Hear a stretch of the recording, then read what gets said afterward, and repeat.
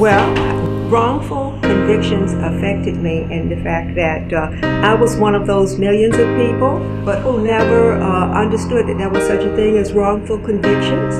I always assumed that when police arrest people and they put them through trial or whatever, they have the right people there. I really never gave it a second thought, so I really wasn't thinking about wrongful conviction, rightful conviction, or no conviction.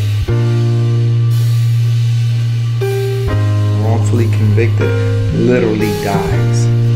Their lives have been lost, especially when nobody believes in them, when they have no help and there is no hope. My husband was sentenced from 25 to life. When I was going to court, I was trying to, gather a lot of information, what they were saying that I didn't understand. And then when we was going to court back and forth, it was a lot of stuff that was held back in this case.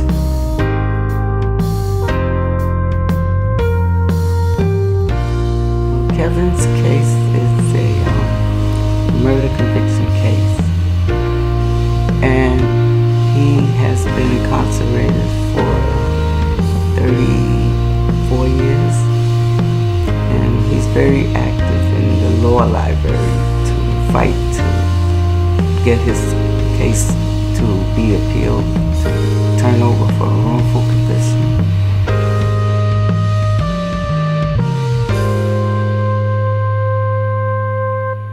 When this happened, it kind of opened my eyes to a piece that was wrongful convictions.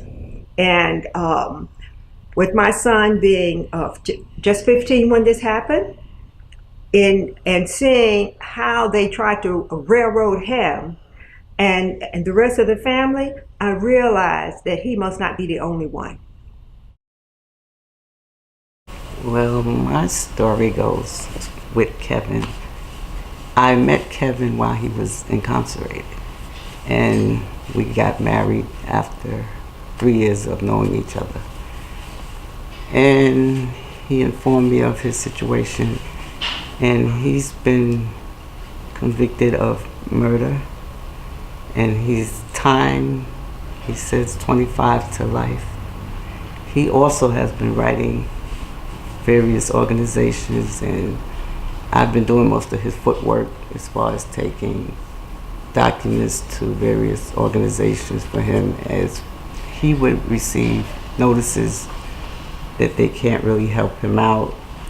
And most of the places, it's difficult to get a lawyer when your funds are not, capable of hiring a lawyer. So that's one of the major problems. So at the Innocence Project, we work with a network of innocence organizations around the country to try to reform the criminal justice system so that we both can prevent wrongful convictions from happening in the future, and also compensate the wrongfully convicted once their wrongful convictions are revealed.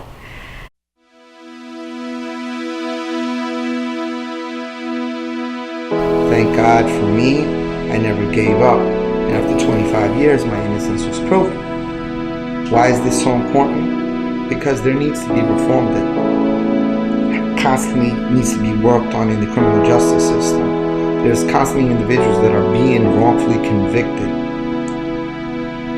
Organizations like the Innocence Project or Absolutely Innocent or any other innocent organization that strives and makes an effort and a sacrifice to help those individuals that are still in prison for a crime they did not commit are the only sources of help, okay, that is going to actually save a person's life and restore their lives. Justice, the number 4, the wrongfully incarcerated. Now, if you say it without the number 4, it's just justice for the wrongfully incarcerated. Yes, that's what we're about. Justice for the wrongfully incarcerated, and we have a bill that we are pushing in Albany, and really this bill needs to be around the United States of America, and it's the bill number is A5306. It speaks to streamlining the way people who are wrongfully incarcerated, who have been adjudicated of their crimes, are compensated for the times that they've spent in prison. So it gives a financial suggestion regarding what they should get. It also talks about the services, housing services, educational services, social services, whatever they need.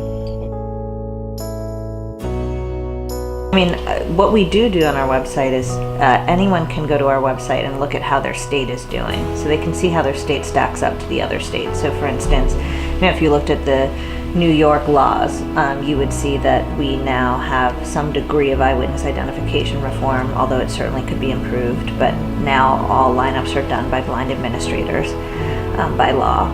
We now record interrogations by law, but not in every single crime category, right? So there you can see sort of where improvements should be made. In terms of efforts that have failed in the past, it's not really captured on our website, but people can always go to their state legislature's website to kind of look up bill histories if they're interested in that. And of course, they can always be in touch with our office if they want to learn about, what's percolating in their state, what's happening, how they can get active. But generally speaking, we respond to need in given states. So if we see, for instance, that there's a crisis involving incentivized witnesses, we might try to then go into that state and regulate the use of jailhouse informants.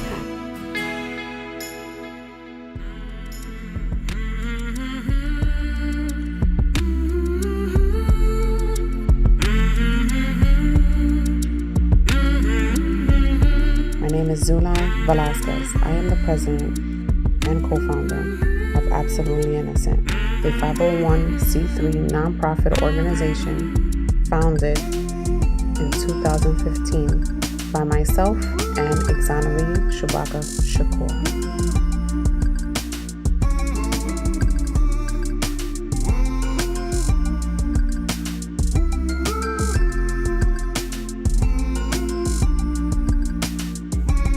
Absolutely Innocent started in 2012 as a networking initiative, and with the help of the families grew into a grassroots movement, and in 2015 we turned it into a 501c3 nonprofit organization.